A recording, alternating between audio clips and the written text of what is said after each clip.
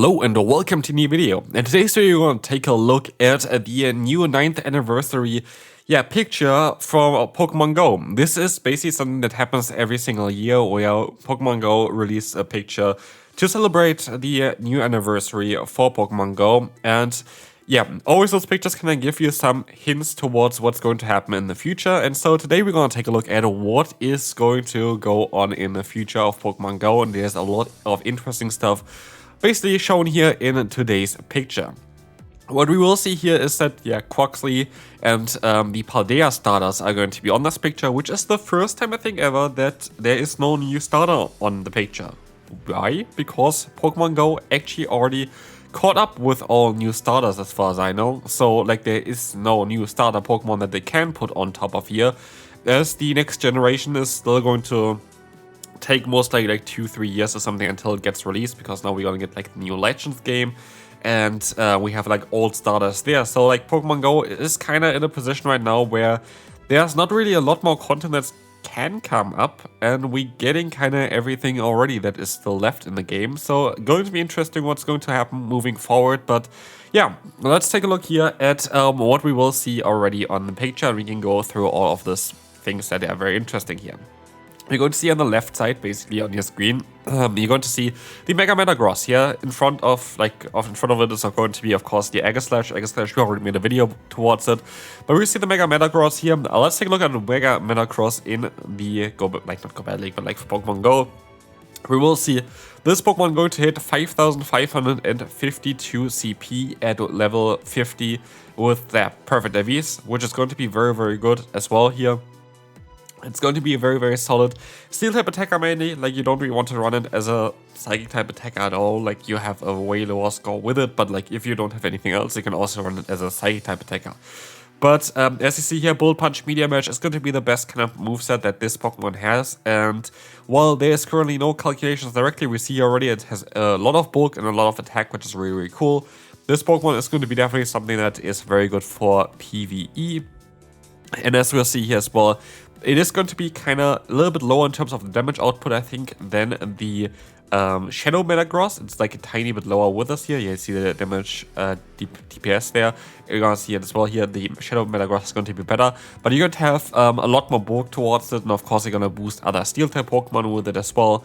So generally speaking, the normal Metagross as the Mega version there is going to be the best Steel-type Mega to have for raids. And as you see as well, those Pokemon above it here, the Duskmane and the Zacian Zamazenta, they're going to benefit from Metagross being on the team as a Mega, so definitely a Pokemon worth picking up, but I don't think that it's going to be too surprising for most players.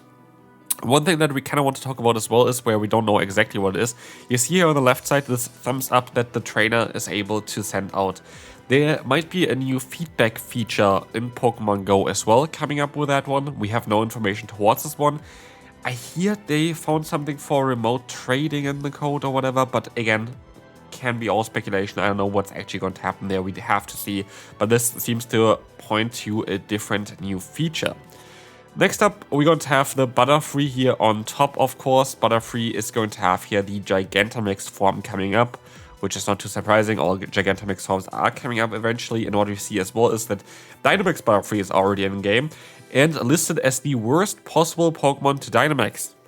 Isn't that great? So while yes, Dynamax Butterfree isn't great and Gigantamax is going to do a little bit more damage, that's basically the main benefit of it. The max move here is, I think the other max move does around 450 damage. Here, this max move does 350 damage. So you do 100 damage more with the other signature move that you're gonna get by the Gigantamax thing. That's the only change, I think, for this Pokemon. And so it's not going to be good. It's just not going to be worth it, most likely, to get. Again, for beating it, it might be quite easy because any kind of rock type fast move would work out quite well. Blastoise is, for example, a rock type fast move, but you need to have the Dynamax form for that one. Or fire types are also very solid, like the Entei here. But generally speaking, it's going to be a bit of a Pokemon that you most likely will skip, just for the usage wise. But now we're going to take a look at the more interesting things. I'm going to take a look here on the right side real quick. There's going to be the Zygarde on the right side here, which of course hints towards the next Go Tour, which is going to be the one for Kalos, which is going to be very interesting. So Generation 6 Tour is coming up for most likely the February coming up there, so it's going to be very cool to see on what we're going to be able to get there. Of course, we're going to get the Zygarde. I'm not too sure if with the new game release that is happening before that in October, if we're going to get maybe something towards that as well in the Go Tour, because the next game release is playing in Generation 6 again, which is going to be basically what it's based off. So we see what we're gonna get. The thing is with Generation 6, which makes the tour a little bit awkward, is that you don't have actually a lot of Pokemon for that one. If you want to take a look here at the generation, we're gonna have, of course, the starters, which is all kind of cool. Like, all of those Pokemon have their shiny form already released as well. There's nothing new at all here for any of them, as far as I know. Of course, the Aegislash is going to be most likely a new shiny. It's going to be released with that event. We might be able to even encounter it in the wild, the Honedge, which would be really cool to get PIVs. But yeah, otherwise, all of those Pokemon have been released as a shiny as well. There's nothing new at all with any of them. Halucha is going to be most likely one of the main parts of that tour coming up. Otherwise, Carbink was just recently released as a shiny as well for the Go Fest there. Gudra would have an Hisuian form, which they keep maybe for that event as well. But again, I don't know, Hisuian is more like Generation 4 anyway. I don't know why, if they want to keep it for that. Klefki, of course, going to get like a new shiny form for that as well. But then we're going to take a look at this one here. And Volcanion just got released. Hooper got released. Diancie got released already. There is no mythical of that generation that they can release with that tour for the first time. So they're most likely going to give us a shiny version of it. Is it going to be shiny Hooper? Is it going to be shiny Diancie? I don't think it's going to be shiny Volcanion because we literally just got this Pokemon. So my bet is that it's very likely going to be the shiny Diancie, because Hooper was already released in raids previously, and Diancie makes the only sense. I think it's the only Pokemon that makes sense there, that we got shiny Diancie as our Pokemon for that event. But what we just see here is that we only have 3 legendary Pokemon in this event, which is something that we never really had before as an issue. Generation 6 was a very, very small generation in terms of the Pokemon that get added, especially like for like legendary Pokemon. And so I'm curious on what they're gonna do there. I would assume that the new game that's coming up is going to give them more content that they can put into this tour. So yeah, going to be an interesting one there. Like, this is something where we don't know what's going to happen. For all of the other one was kind of very much predictable on what's going to happen next. Like with Kyurem Black and White there, for example, all this stuff was kind of predictable. But here, the generation is A, very small. B, there is basically only one shiny missing. In like one Hisuian form. And so it's very much dependent, I think, on the upcoming game. And then we're going to have here the final kind of interesting thing here, which is going to be the Future and Paradox Pokemon, which is, I guess, a huge thing coming up. But it makes sense because I think that is kind of the only thing that is kind of really missing in Pokemon Go right now. So curious on how this is going to go. But yeah, we're going to get here the Future and Paradox Pokemon, and there was a YouTuber that already made videos about this. Oh wow, who was that? But yeah, we're going to take a look here real quick in all of those. Yeah, small thing there. The thing is, this is a video from over a year ago. And so things have most likely changed a little bit. But we might take a look at this again in a separate video when we have a little bit more information towards it. When maybe we even get like the movesets or whatever. But here we're going to see just this CP, for example, of the Pokemon. Here, Ground Steel type Iron Threat, so it's going to be interesting there. You have Iron Bundle, which is going to be interesting with like Powder Snow, Ice and Border Pulse. All of the movesets, for example, are not in the game yet. This is based on what they potentially can do here, which we see also with the potential on the left side. I gave them a grade there as well to see on the how good they would be in the meta then. But the meta, of course, shifted quite a bit. The Pokemon that are available are completely different. For example, Zacian, which completely took over the Master League, is not in there. But most of those Pokemon that are coming up are going to be mainly interesting for the Master League. Not all of them. There's some that are going to be interesting otherwise as well. Here, we're going to have the Iron Hands, which could be cool. But again, a lot of things have changed since then as well, which would make maybe even the Pokemon a little bit better. Here we have this one here as well. We're going to have Dragon Breath or Snarl, which is not really ideal. But again, more moves got kind of added, so we kind of more want to see the CP and the potential which it had there before already. As you're going to see here, the CP are kind of nice with 3,900. We have here one that goes over 4000 CP, 4346, but with a very, very odd typing, being double weak to ground, going to be very difficult in the meta that we have currently with Rhyperior everywhere in the Master League. So I don't know if this is going to be way better. For example, Ember's not going to be better though than Fire Spin as a fast move there, and then you're going to have also like Lunge and Flame Shock, who would be actually kind of cool, as it's very, I'm not too sure if this actually would work for it. So yeah, there are some interesting Pokemon coming up here. Iron Thorn is going to be cool as well, 4250. Basically the future Tyranitar. Again, the typing itself, Rock and Electric, we saw it already with the Alolan Golem, for example. But there most likely would be other alternatives already at this point that would make this Pokemon a little bit better. Like Rock Tomb, for example, is added on this Pokemon as well that it could learn, which is now a very, very strong move that hasn't been seen any usage in the Open Master League, which this Pokemon can kind of fix with it, and would be a very, very strong charge move to have. So this has some play there as well. Next one here, we're going to have the Iron Valiant, which is going to have the Fairy and Fighting typing, which is the only Fairy and Fighting type Pokemon as far as I know, and has a lot of potential because it has very similar moves than the Gallade. It's like a mixture of Gallade and Gardevoir in the future, and yeah, it has a lot of move coverage, has a very cool typing, and I could definitely see that this Pokemon has some potential. We have Miraidon here, which is in theory not like a future Pokemon, but it's kind of fitting towards it, which is very likely going to get released as well. Interesting Pokemon there. Thundershock got buffed in the meantime. Otherwise, this Pokemon needed a little bit of a cheaper move. Otherwise, it wouldn't be really that strong. So I wonder how it would perform nowadays. But again, it needs some different moves in there. But it also has a signature move that isn't been released yet there. You have Iron Leaves here, which is going to have access to Quick Attack, Magical Leaf. But again, has some solid stats there as well. And again, like a lot of those Pokemon are going to be interesting for the Open Master League especially, which is kind of cool. But there are also a lot of other Pokemon from that generation still that hasn't been released there, which is going to be also interesting for the Ultra or the Great League.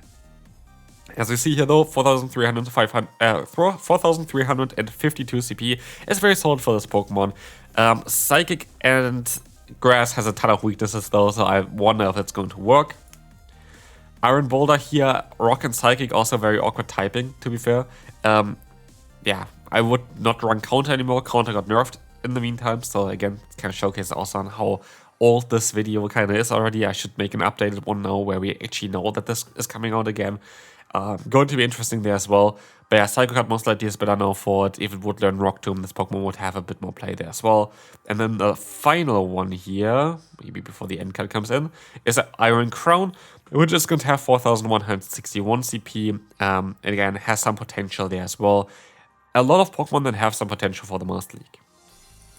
Now, of course, there's going to be the past forms as well, which is going to be interesting. And that's going to be then also afterwards the end of the video. We have the Great Tusk, which you saw just now on that, yeah, thing on the picture there as well. I forgot to do, oh no, they're actually grades as well later on. Gave it the D grade here.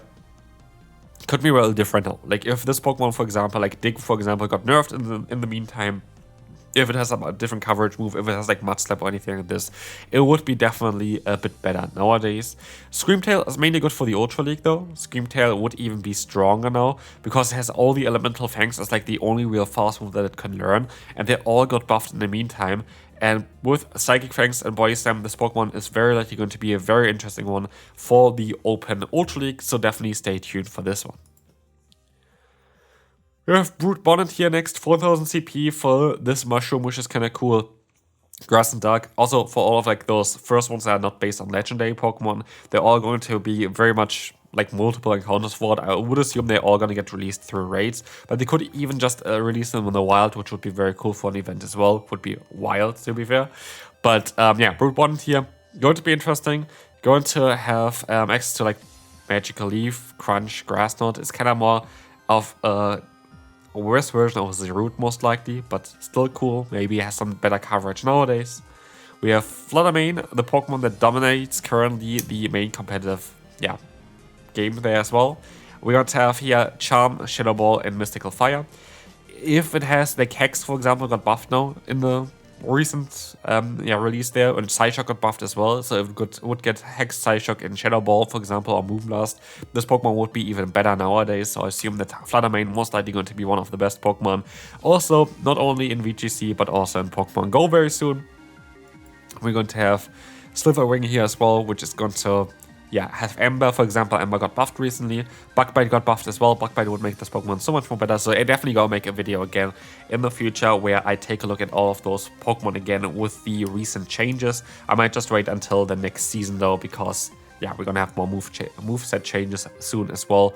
And usually the one after Worlds is like the biggest one. So yeah, going to be interesting there. Maybe I do it before if I have a lot of free time there, which I mostly have then as well. So yeah, maybe I'm going to take a look even a bit before that. But those are all a little bit outdated. Like the CP are all the same. The moveset going to be still kind of very similar, but like a lot of the Pokemon are better nowadays as well.